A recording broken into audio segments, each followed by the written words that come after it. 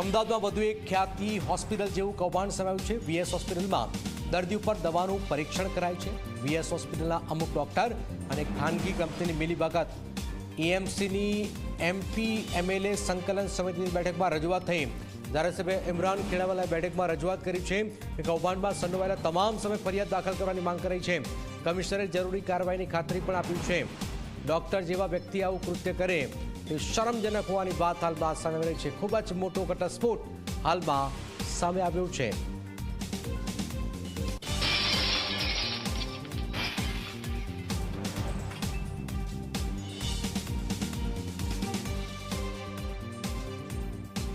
Ahmedabad municipal કોર્પોરેશનની સંકલન સમિતિની કમિશનરની મિટિંગના અંદર ખાસ કરીને જેવી રીતે ખ્યાતિકાંડ બન્યો તો ખ્યાતિકાંડના અંદર જે ઓપરેશન કરવામાં આવ્યા, જે જરૂર નથી તેને પેસમેકર મૂકવામાં આવ્યા, બાયપાસ કરવામાં આવી, એવી જ રીતે અમદાવાદ મ્યુનિસિપલ કોર્પોરેશનની વીએસ હોસ્પિટલ એટલે વાડીલાલ સારાભાઈ હોસ્પિટલના અંદર દવાના પરીક્ષણ માટે જે દર્દીઓ દાખલ થતા હતા તેના પણ પરીક્ષણ કરવા માટે જે મોટી મોટી કંપનીઓ જોડે અમુક ડૉક્ટરના ટાઈપ થતા। એ ડૉક્ટરો જે દર્દીઓને દાખલ કરતા હતા અથવા તો જે દવાઓ આપતા હતા એ કંપનીઓ એમને ડાયરેક્ટ દવા આપતી હતી ડૉક્ટરોને અને એના પર ડાયરેક્ટ રીતે એને પર પરીક્ષણ થતું હતું। આ ખૂબ જ ગંભીર મુદ્દો હતો। આજે કમિશનરશ્રીને આ વાત જ્યારે મેં કીધું ત્યારે કમિશનર તરફથી પણ મને ખાતરી આપવામાં આવી કે અત્યારે જે પ્રમાણે અમારા પાસે જે માહિતી હતી અને જે ડૉક્ટરોને આજે અમે સસ્પેન્ડ કર્યા છે એના અંદર જે કસૂરવાર હશે મેં કે એમના સામે તમારે એફઆઈઆર કરવી જોઈએ। તો અમદાવાદમાં ગેરકાયદે દવા પરીક્ષણનો વીએસ હોસ્પિટલે સ્વીકાર કર્યો છે। દર્દીઓ પર હોસ્પિટલમાં થતું હતું દવાનું ગેરકાયદે પરીક્ષણ।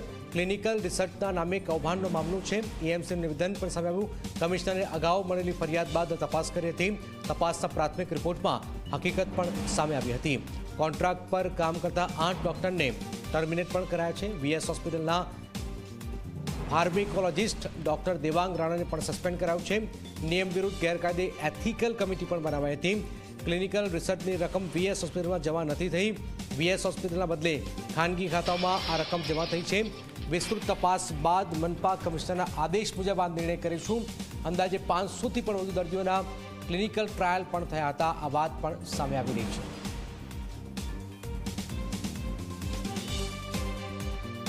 એવું હોય છે કે નિયમ પ્રમાણે હોસ્પિટલમાં એટલું ટ્રાયલનો વર્ક છે તો એટલા પોતાના એથિક્સ કમિટી હોવા જરૂરી છે। હોસ્પિટલની પોતાની ઇન્સ્ટિટ્યુશનલ એથિક્સ કમિટી જે આપણે કહીએ છીએ હા, તો આ હતી નહીં ત્યાં અને બીજા ઇન્ડિપેન્ડન્ટ એથિક્સ કમિટી હતી।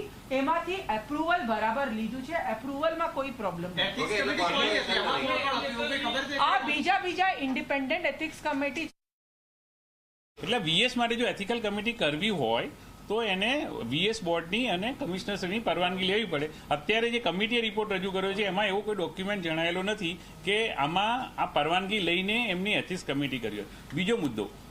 બીજો મુદ્દો જે એમને પ્રશ્ન પૂછ્યો એ કે જે એનએમસીના નોર્મ્સ હોય છે કે એથિક્સ કમિટીમાં એવું હોય છે કે જે સંસ્થાના સાધનોનો યુઝ થઈ અને આ ટ્રાયલ થાય છે એમાં એની મશીનરી વપરાય, મેન પાવર વપરાય, ઇલેક્ટ્રિસિટી વપરાય, ફર્નિચર બધું વપરાય। એટલે એના માટે નોર્મ્સ હોય છે કે 40 કે 50% રકમ જે હોય છે સંસ્થાને જાય।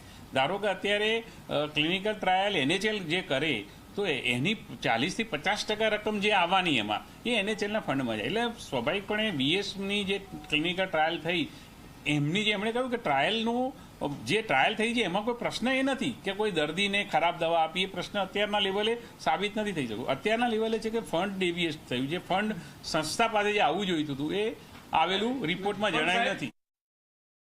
અધરવાઇઝ સામાન્ય રીતે એવું થાય છે કે તપાસ બહુ લાંબી ચાલે અને તપાસના અંતે જ્યારે પગલાં લેવાના થાય ત્યારે પગલાં લઈ ના શકે। એટલા માટે અત્યારે પહેલો રિપોર્ટ સાહેબને કમિટીએ રજૂ કર્યો, સાહેબે કમિશનર સાહેબે ઇમિડિયેટલી પહેલો ડિસિઝન આમાં લીધો છે।